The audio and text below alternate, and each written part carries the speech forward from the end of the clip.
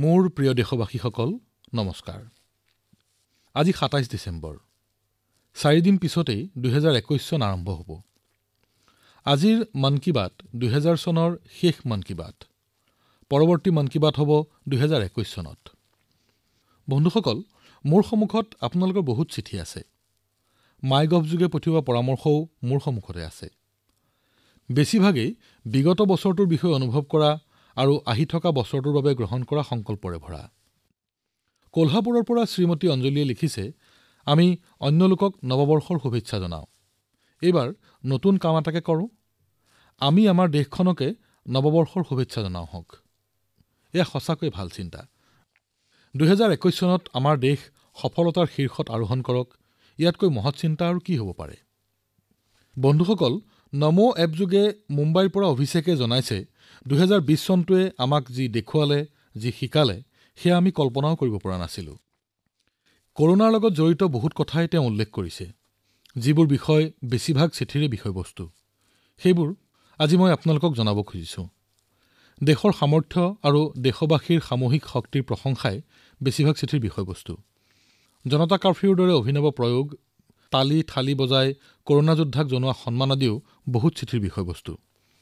বন্ধুসকল, দেশৰ অতি সাধাৰণজনেও এই পৰিৱৰ্তন অনুভৱ কৰিছে।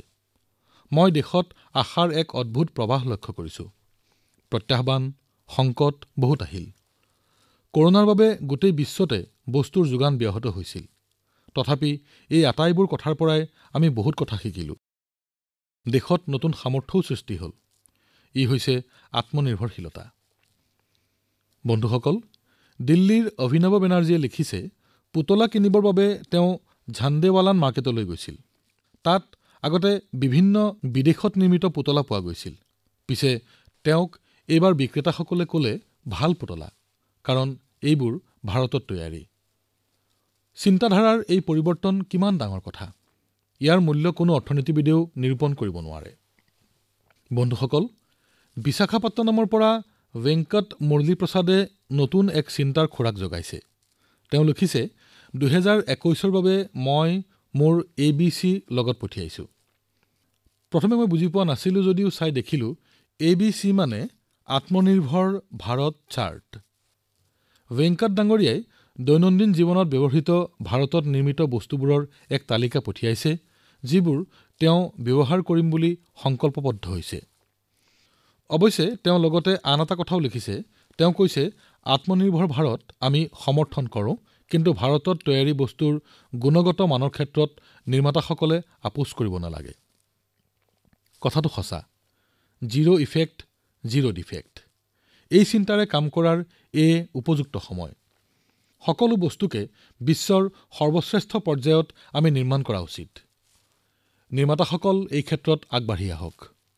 ভেংকট ডাঙৰীয়াক এই চিন্তাৰ বাবে অভিনন্দন জনাইছোঁ। বন্ধুসকল, এই চিন্তা আমিও গ্ৰহণ কৰা উচিত। আমিও দৈনন্দিন ব্যৱহাৰ্য বস্তুৰ এনে এখন তালিকা প্ৰস্তুত কৰি লোৱা উচিত। ক'ব নোৱাৰাকৈয়ে আমি কোনবোৰ বিদেশত নিৰ্মিত বস্তু ব্যৱহাৰ কৰি আছোঁ চাব লাগে। এইবোৰৰ ভাৰতত নিৰ্মিত বিকল্প আছে নেকি সেই কথাও অনুসন্ধান কৰি চাব লাগে। ইয়াকো থিৰাং কৰি লওক, ভৱিষ্যতে ভাৰতীয় লোকৰ শ্ৰমেৰে নিৰ্মিত বস্তুহে ব্যৱহাৰ কৰিম। আপোনালোকে প্ৰতি বছৰেই নৱবৰ্ষৰ বাবে সংকল্প লয়। এইবাৰ দেশৰ বাবেও এটি সংকল্প লওকচোন। প্ৰিয় দেশবাসী, আমাৰ দেশক আততায়ী অত্যাচাৰীৰ পৰা আমাৰ পুৰণি সভ্যতা, সংস্কৃতি, ৰীতি নীতি ৰক্ষা কৰাৰ বাবে বহুজনে আত্মবলিদান দিছে। আজি তেওঁলোককো স্মৰণ কৰাৰ দিন। আজিৰ দিনটোতে গুৰু গোবিন্দজীৰ পুত্ৰ চাহিবজাদে জোৰাৱৰ সিং আৰু ফতেহ সিঙক নিঃশেষ কৰা হৈছিল। অত্যাচাৰীবোৰে বিচাৰিছিল চাহিবজাদেই নিজৰ বিশ্বাস পৰিত্যাগ কৰক, মহান গুৰু পৰম্পৰাৰ শিক্ষা পৰিত্যাগ কৰক। কিন্তু আমাৰ চাহিবজাদুসকলে ইমান কম বয়সতে অসীম সাহসেৰে নিজ ইচ্ছাশক্তিৰ প্ৰদৰ্শন কৰে। দেৱালত সমাধিস্থ কৰাৰ সময়ত ইটা গঁথা হৈছিল, দেৱাল ওখও হৈছিল আৰু তেওঁলোকৰ সন্মুখত মৃত্যুৱে কিৰিলি পাৰিছিল। কিন্তু তথাপি তেওঁলোক নিজ স্থিতিৰ পৰা বিচলিত হোৱা নাছিল। আজিৰ দিনটোতেই গুৰু গোবিন্দ সিংজীৰ মাতৃ গুজৰীয়েও ইহলীলা সম্বৰণ কৰিছিল। প্ৰায় এসপ্তাহ পূৰ্বে শ্ৰী গুৰু টেগ বাহাদুৰজীৰ মৃত্যু তিথি আছিল। মই ইয়াত দিল্লীত গুৰুদ্বাৰ ৰকাবগঞ্জলৈ গৈ গুৰু টেগ বাহাদুৰজীক শ্ৰদ্ধাঞ্জলি জ্ঞাপন কৰাৰ সুযোগ পালোঁ। এই মাহতেই শ্ৰী গুৰু গোবিন্দ সিংজীৰ দ্বাৰা অনুপ্ৰাণিত হৈ বহু লোকে মাটিত শোৱে। শ্ৰী গুৰু গোবিন্দজীৰ পৰিয়ালৰ আত্মবলিদানক সকলোৱে শ্ৰদ্ধাৰে সোঁৱৰে। এই বলিদানে সমগ্ৰ দেশক মানৱ জাতিক এক নতুন শিক্ষা দি থৈ গল। এই বলিদানে আমাৰ সভ্যতা সুৰক্ষিত ৰখাৰ দৰে এক মহান কাৰ্য কৰিলে। আমি এই বলিদানৰ বাবে ঋণী। মই পুনৰ এবাৰ শ্ৰী গুৰু টেগ বাহাদুৰজী, মাতা গুজৰীজী, গুৰু গোবিন্দ সিংজী আৰু চাৰিজন চাহেবজাদৰ বলিদানক প্ৰণাম কৰিছোঁ। এনেদৰেই এই বলিদানে ভাৰতৰ আজিৰ এই মৰ্যাদাক অক্ষুণ্ণ ৰাখিছে। প্ৰিয় দেশবাসী, আপোনালোকে আনন্দ পাব পৰা অথবা আপোনালোক গৰ্বিত হ'ব পৰা এটা কথা মই ক'ব খুজিছোঁ। ভাৰতত লিঅ'পাৰ্ড অৰ্থাৎ নাহৰ ফুটুকীৰ সংখ্যা ২০১৪ৰ পৰা ২০১৮লৈ ৬০% বৃদ্ধি হৈছে। ২০১৪ চনত দেশত নাহৰ ফুটুকীৰ সংখ্যা প্ৰায় ৭৯০০টা আছিল।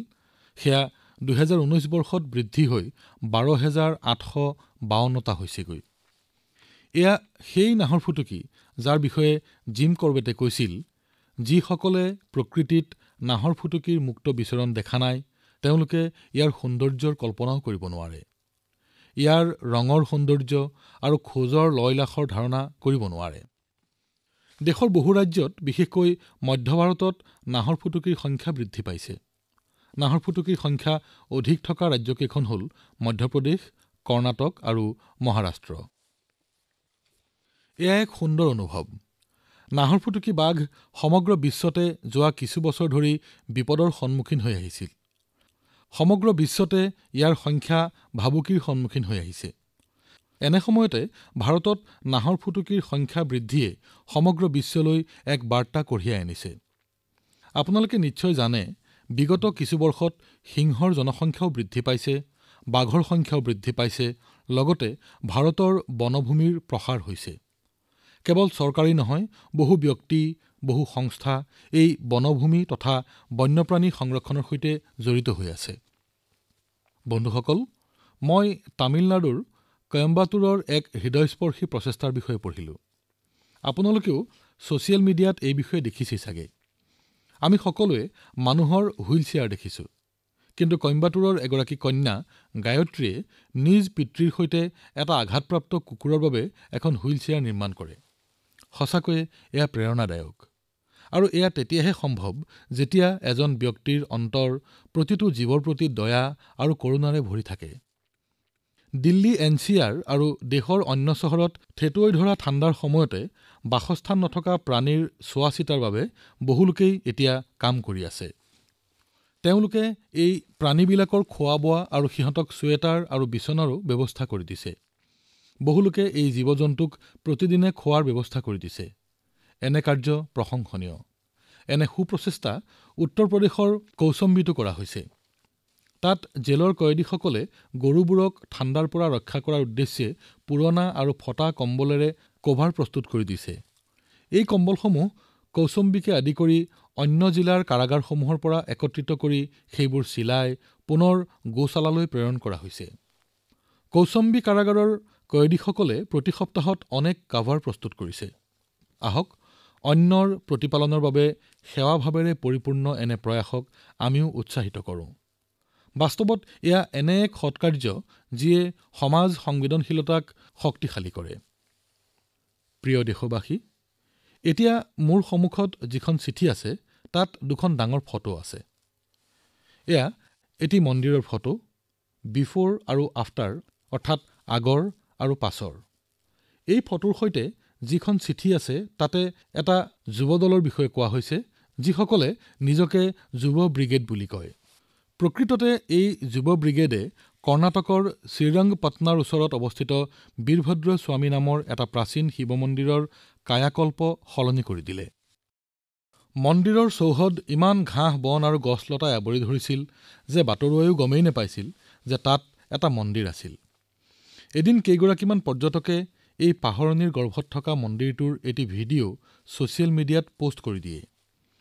তৰুণ ব্ৰিগেডে যেতিয়া এই ভিডিঅ' দেখা পালে তেওঁলোকে ৰব নোৱাৰিলে আৰু মিলিজুলি তেওঁলোক মন্দিৰটোৰ পুনৰুদ্ধাৰ কৰাত লাগি পৰিল। তেওঁলোকে মন্দিৰৰ চৌহদৰ ঘাঁহ বন অপতৃণ আদি আঁতৰাই পেলালে আৰু আৱশ্যকীয় মেৰামতিও কৰিলে। তেওঁলোকৰ এনে সৎ কাম দেখি স্থানীয় বাসিন্দাসকলেও সহায়ৰ হাত আগবঢ়ালে। কোনোবাই যদি চিমেণ্ট দিলে, আন কোনোবাই ৰঙৰ যোগান ধৰিলে আৰু এইদৰে আন বহুতো প্ৰয়োজনীয় সামগ্ৰীৰে বহুতেই এই প্ৰয়াসত যোগ দিলে। এই তৰুণসকলৰ প্ৰত্যেকেই অন্য বৃত্তিৰ সৈতে জড়িত, গতিকে তেওঁলোকে সপ্তাহৰ অন্তত সময় উলিয়াই মন্দিৰৰ বাবে কাম কৰিলে। তেওঁলোকে মন্দিৰৰ দুৱাৰ চাফচিকুণ কৰাৰ লগতে তালৈ বিজুলী যোগানৰো ব্যৱস্থা কৰিলে। উদ্যম আৰু দৃঢ়তা দুটি এনে গুণ যাৰ দ্বাৰা মানুহে সকলো লক্ষ্যতেই উপনীত হ'ব পাৰে। ভাৰতৰ তৰুণসকলক দেখি মই আনন্দিত আৰু আশ্বস্ত হওঁ, কিয়নো ভাৰতৰ যুৱচামৰ মাজত কৰিব পাৰিম জাতীয় মনোভাৱ আছে আৰু কৰিমেই এই উদ্যম আছে। তেওঁলোকৰ বাবে কোনো প্ৰত্যাহ্বানেই বৃহৎ নহয়। সকলো লক্ষ্যই তেওঁলোকে ঢুকি পোৱা সীমাৰ ভিতৰত। মই তামিলনাডুৰ এগৰাকী শিক্ষকৰ বিষয়ে পঢ়িছো। তেওঁৰ নাম হেমলতা এন.কে। তেওঁ বিদুপুৰমৰ এখন বিদ্যালয়ত বিশ্বৰ অন্যতম প্ৰাচীন ভাষা তামিল পঢ়ুৱায়। কভিড-19 মহামাৰীও তেওঁৰ শিক্ষাদান কাৰ্যৰ অন্তৰায় হ'ব নোৱাৰিলে। তেওঁৰ সন্মুখত প্ৰত্যাহ্বান নিশ্চয় আছিল, কিন্তু তেওঁ এটি উদ্ভাৱনীমূলক পথ বিচাৰি উলিয়ালে। তেওঁ পাঠ্যক্ৰমৰ 53টা অধ্যায় বাণীবদ্ধ কৰিলে, তাৰ সজীৱ ভিডিঅ' তৈয়াৰ কৰিলে আৰু এটি পেনড্ৰাইভৰ যোগেদি সকলো ছাত্ৰ-ছাত্ৰীৰ মাজত বিতৰণ কৰিলে। ছাত্ৰ-ছাত্ৰীসকল বৰকৈ উপকৃত হ'ল, কাৰণ তেওঁলোকে অধ্যায়সমূহ চাক্ষুষভাৱেও অধ্যয়ন কৰিবলৈ পালে। এনে সময়তে তেওঁ ছাত্ৰ-ছাত্ৰীসকলৰ সৈতে টেলিফোন যোগেও সম্পৰ্ক অব্যাহত ৰাখিছিল। ছাত্ৰ-ছাত্ৰীসকলৰ বাবে এই সময়ছোৱাৰ অধ্যয়ন অতি আমোদজনক হৈ পৰিছিল। দেশব্যাপী হোৱা কৰোনা মহামাৰীৰ সময়ছোৱাত শিক্ষকসকলে যি উদ্ভাৱনীমূলক ব্যৱস্থা গ্ৰহণ কৰিলে আৰু যি সৃজনীমূলক পঠন সামগ্ৰী প্ৰস্তুত কৰিলে, সেয়া অনলাইন শিক্ষণৰ বাবে অমূল্য সম্পদ। মই সকলো শিক্ষককেই অনুৰোধ কৰিছো যাতে তেওঁলোকে এই শিক্ষা সামগ্ৰীসমূহ শিক্ষা মন্ত্ৰালয়ৰ দীক্ষা পৰ্টেলত আপলোড কৰে। ইয়াৰ দ্বাৰা দেশৰ দূৰ-দূৰণি অঞ্চলত থকা ছাত্ৰ-ছাত্ৰীসকল বাৰুকৈ উপকৃত হ'ব। বন্ধুসকল, আহক আমি এইবাৰ ঝাৰখণ্ডৰ কোৰৱা জনজাতিৰ হীৰামনজীৰ বিষয়ে কথা পাতোঁ। হীৰামনজী গঢ়ৱা জিলাৰ মিঞ্জু গাঁৱৰ বাসিন্দা। আপুনি জানি আচৰিত হ'ব যে কোৰৱা জনজাতিৰ জনসংখ্যা মাত্ৰ ৬,০০০ জন আৰু তেওঁলোকে চহৰৰ পৰা বহু নিলগৰ পাহাৰ আৰু বনাঞ্চলত বাস কৰে। নিজৰ সম্প্ৰদায়ৰ পৰিচয় আৰু সংস্কৃতি সংৰক্ষণৰ বাবে হীৰামনজীয়ে এটি সংকল্প লৈছে। তেওঁ ১২ বছৰ পৰিশ্ৰম কৰি বিলুপ্তিৰ পথলৈ যোৱা কোৰৱা ভাষাৰ এখন শব্দকোষ তৈয়াৰ কৰিছে। তেওঁ এই শব্দকোষত ঘৰগৃহস্থীকে ধৰি দৈনন্দিন জীৱনত ব্যৱহৃত কোৰৱা ভাষাৰ বহু শব্দ অৰ্থ সহকাৰে সন্নিৱিষ্ট কৰিছে। কোৰৱা সম্প্ৰদায়ৰ বাবে হীৰামনজীয়ে কৰা কাম দেশবাসীৰ বাবে দৃষ্টান্ত হৈ ৰব। মোৰ প্ৰিয় দেশবাসী, সম্ৰাট আকবৰৰ দৰবাৰৰ এজন অন্যতম সদস্য আছিল আবুল ফজল। তেখেতে এবাৰ কাশ্মীৰ যাত্ৰা কৰি আহি কৈছিল যে কাশ্মীৰৰ এনে এক সৌন্দৰ্য আছে যি দেখি অতি খঙাল ব্যক্তিৰো মন আনন্দত উঠলি উঠে। দৰাচলতে তেখেতে কাশ্মীৰৰ কেশৰ খেতিৰ কথা উল্লেখ কৰিছিল। কেশৰৰ খেতি বহু শতিকা ধৰি কাশ্মীৰত কৰি অহা হৈছে। এই খেতি মূলতঃ পুলৱামা, বৰগাম আৰু কিস্তৱাৰ আদি ঠাইত কৰা হয়। এই বছৰৰে মে' মাহত কাশ্মীৰী কেশৰক GI টেগ দিয়া হৈছে। আমি ইয়াৰ জৰিয়তে কাশ্মীৰৰ কেশৰক অতি জনপ্ৰিয় গ্ল'বেল ব্ৰেণ্ডলৈ উন্নীত কৰিব বিচাৰিছো। কাশ্মীৰী কেশৰ ইয়াৰ ঔষধি গুণৰ বাবে বিশ্বস্তৰত প্ৰসিদ্ধ। ই অতি উজ্জ্বল বৰণৰ আৰু সুগন্ধি দ্ৰব্য। জম্মু আৰু কাশ্মীৰৰ সাংস্কৃতিক ঐতিহ্যৰো ই এটি অংশ। গুণগতভাৱে কাশ্মীৰৰ কেশৰ এটি অদ্বিতীয় দ্ৰব্য আৰু অন্য দেশৰ কেশৰৰ পৰা ই সম্পূৰ্ণ পৃথক। কাশ্মীৰৰ কেশৰৰ GI টেগে ইয়াক এটি পৃথক পৰিচয় প্ৰদান কৰিছে। আপোনালোকে জানি সুখী হ'ব যে কাশ্মীৰৰ কেশৰক GI টেগ দিয়াৰ পিছত ডুবাইৰ এখন ছুপাৰমাৰ্কেটত ইয়াৰ বিপণন আৰম্ভ হয়। এতিয়া ইয়াৰ ৰপ্তানি বৃদ্ধি হ'ব। আত্মনিৰ্ভৰ ভাৰত নিৰ্মাণত ই আমাক সহায় কৰিব। কেশৰ খেতিয়কসকল ইয়াৰ দ্বাৰা সবাতোকৈ লাভান্বিত হ'ব। পুলৱামাৰ ত্ৰাল এলেকাৰ চাৰ অঞ্চলৰ আবুল মজিদ ৱানীৰ দৃষ্টান্ত চাওকচোন। তেওঁৰ GI টেগ থকা কেশৰ ৰাষ্ট্ৰীয় ছেফ্ৰন মিছনৰ সহযোগত পম্পুৰৰ ট্ৰেডিং চেণ্টাৰত ট্ৰেডিঙৰ জৰিয়তে বিক্ৰয় কৰি আছে। আন বহুতেই এই ধৰণেৰে ব্যৱসায় কৰি আছে। এইবাৰ যেতিয়া আপুনি কেশৰ কিনাৰ কথা ভাবে, কাশ্মীৰী কেশৰহে কিনাৰ কথা ভাবিব। কাশ্মীৰৰ লোকসকলৰ উদ্দীপনা এনে যে তাৰ কেশৰৰ সোৱাদেই ভিন্ন। মোৰ প্ৰিয় দেশবাসীসকল, আজি দুদিন পূৰ্বে গীতা জয়ন্তী পাৰ হৈ গৈছে। গীতাই আমাক আমাৰ জীৱনৰ প্ৰতিটো ক্ষেত্ৰতেই প্ৰেৰণা দিয়ে। কিন্তু আপুনি কেতিয়াবা ভাবিছেনে গীতা কিয় এক অনন্য গ্ৰন্থ? সেয়া এইবাবেই যে গীতা হৈছে স্বয়ং ভগৱান শ্ৰীকৃষ্ণৰ বাণী। কিন্তু গীতাৰ আন এক বৈশিষ্ট্য হৈছে যে ই জ্ঞান জিজ্ঞাসাৰে আৰম্ভ হৈছে, প্ৰশ্নৰে ইয়াৰ আৰম্ভণি হৈছে। অৰ্জুনে ভগৱানক প্ৰশ্ন কৰিলে, জানিব খুজিলে, আৰু ফলশ্ৰুতিত এই সংসাৰ গীতাৰ জ্ঞান প্ৰাপ্ত হ'ল। আমাৰ সংস্কৃতিত থকা সকলো প্ৰকাৰৰ জ্ঞানেই গীতাৰ দৰে জিজ্ঞাসাৰ পৰাই আৰম্ভ হোৱা। বেদান্তৰ আদি মন্ত্ৰই হ'ল অথাতো ব্ৰহ্ম জিজ্ঞাসা, অৰ্থাৎ আহা আমি ব্ৰহ্মক সোধো। সেয়েহে আমাৰ ইয়াত ব্ৰহ্ম অন্বেষণৰ কথা কোৱা হয়। জিজ্ঞাসাৰ শক্তিয়ে হ'ল এনেধৰণৰ। নতুন কিবা এটা জনাৰ বাবে জিজ্ঞাসাই সদায় প্ৰেৰিত কৰে। শৈশৱত আমাৰ জনাৰ আগ্ৰহে সেই জিজ্ঞাসাৰ জন্ম দিয়ে। জিজ্ঞাসা থকালৈকে আমাৰ জীৱনো বৰ্তি থাকে। জিজ্ঞাসা থকালৈকে নতুন কিবা এটা জনাৰ আগ্ৰহ ক্ৰমাৎ বৃদ্ধি হৈ গৈ থাকে। বয়স বা পৰিস্থিতিৰ কথা ইয়াত নগণ্য। জিজ্ঞাসাৰ শক্তিৰ এক উদাহৰণৰ বিষয়ে মই অলপতে জানিব পাৰিলোঁ। তেওঁ হ'ল তামিলনাডুৰ এগৰাকী বয়োজ্যেষ্ঠ ব্যক্তি শ্ৰী টি শ্ৰীনিবাসাচাৰ্য স্বামী। শ্ৰী টি নিবাসাচাৰ্য স্বামীৰ বয়স ৯২ বছৰ। এই বয়সতো তেওঁ কম্পিউটাৰত কিতাপ লিখিছে, নিজে টাইপ কৰিছে। আপোনালোকে হয়তো ভাবিছে যে কিতাপ লিখিছে ঠিকেই আছে, কিন্তু শ্ৰী নিবাসাচাৰ্যৰ সময়ততো কম্পিউটাৰ নাছিল। তেনেহলে তেওঁ কম্পিউটাৰ কেতিয়া শিকিলে? এইটো সঁচা যে তেওঁ মহাবিদ্যালয়ত পঢ়াৰ সময়ত কম্পিউটাৰ নাছিল, কিন্তু তেওঁৰ মনত সেই যুৱাৱস্থাৰ উদ্যম আৰু জিজ্ঞাসা এতিয়াও একেদৰে বৰ্তমান। প্ৰকৃততে শ্ৰী নিবাসাচাৰ্য স্বামী সংস্কৃত আৰু তামিলৰ এগৰাকী বিদ্বান লোক। এতিয়ালৈকে তেওঁ প্ৰায় ১৬খন আধ্যাত্মিক গ্ৰন্থ লিখি উলিয়াইছে। কিন্তু কম্পিউটাৰ অহাৰ পাছত তেওঁ অনুভৱ কৰিলে যে লিখা আৰু ছপাৰ পদ্ধতি এতিয়া আৰু আগৰ দৰে হৈ থকা নাই। সেয়ে তেওঁ ৮৬ বছৰ বয়সত কম্পিউটাৰ আৰু লাগতিয়াল ছফ্টৱেৰৰ বিষয়ে শিকিলে। এতিয়া তেওঁ নিজৰ কিতাপ নিজেই টাইপ কৰে। বন্ধুসকল, শ্ৰী নিবাসাচাৰ্য স্বামীৰ জীৱন এই কথাৰ প্ৰত্যক্ষ প্ৰমাণ যে জীৱনী শক্তি পৰিপূৰ্ণ হৈ থকালৈকে জিজ্ঞাসাৰ ওৰ নপৰে, শিকাৰ আগ্ৰহৰো ওৰ নপৰে। সেয়ে এই কথা কেতিয়াও ভাবিব নালাগে যে আমি পিছ পৰি ৰলো, আমি ব্যৰ্থ হলো। আমিও যদি শিকিলোহেঁতেন। আমি এইটোও ভবা উচিত নহয় যে আমি শিকিব নোৱাৰিম বা জীৱনত আমি আগবাঢ়িব নোৱাৰিম। মোৰ প্ৰিয় দেশবাসী, জিজ্ঞাসু হৈ নতুন কিবা এটা শিকাৰ বিষয়ে আমি কিছু কথা পাতিলো। নতুন বছৰত নতুন সংকল্পৰ বিষয়েও কথা পাতিলো। কিন্তু আমাৰ মাজত এনে কিছু লোক আছে যিসকলে নিৰন্তৰ কিবা নহয় কিবা কৰাৰ চেষ্টাত ৰত থাকে, নতুন নতুন সংকল্প লৈ সেইবোৰ সম্পূৰ্ণ কৰাৰ কামত ব্যস্ত থাকে।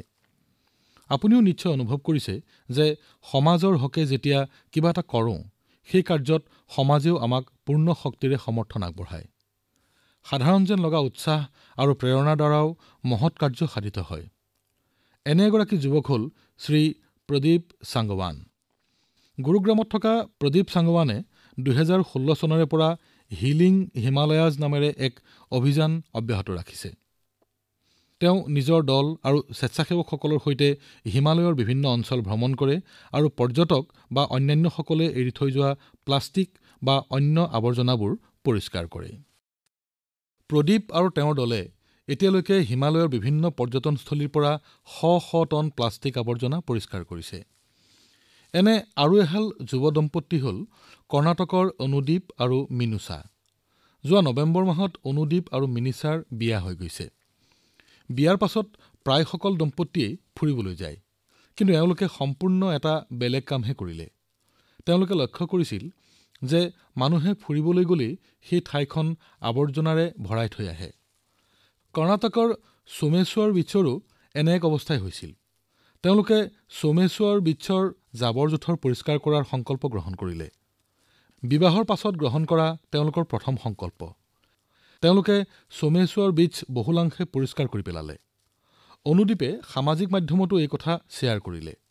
তেওঁলোকৰ এই কাৰ্যৰ পৰা প্ৰভাৱিত হৈ অনেক সংখ্যক যুৱক-যুৱতী তেওঁলোকৰ লগ লাগিল। আপোনালোক আচৰিত হ'ব যে তেওঁলোকে সোমেশ্বৰ বীচৰ পৰা প্ৰায় ৮০০ কিলো আৱৰ্জনা পৰিষ্কাৰ কৰিলে। বন্ধুসকল, এনে প্ৰচেষ্টাৰ লগতে আমি আৰু এটা কথা চিন্তা কৰা উচিত যে এই আৱৰ্জনাবোৰ পাহাৰ শিখৰ বা সাগৰৰ পাৰ কেনেকৈ পায়গৈ। আমাৰ মাজৰে কিছু সংখ্যকে আৱৰ্জনাবোৰ সেই ঠাইবোৰত এৰি থৈ আহোঁ। আমি প্ৰদীপ, অনুদীপ মিনুচাৰ দৰে সেইবোৰ পৰিষ্কাৰ কৰিব লগাত পৰে।